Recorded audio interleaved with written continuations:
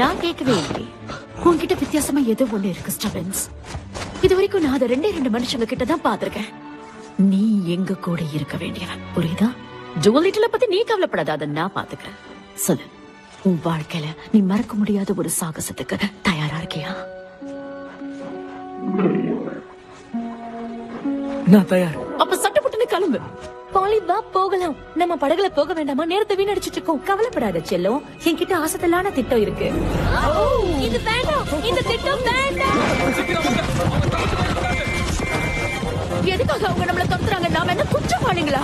நீ குற்றவாளியா எல்லாம் இருக்கலாம், ஆனா எங்களை 3 காடுகளை தேடுறாங்க. யாரும் நம்மள துரத்தலன்னா அதுல ஒரு சுவாரஸ்யமே இருக்காது. எந்த பக்கம் போன டோட்டோ?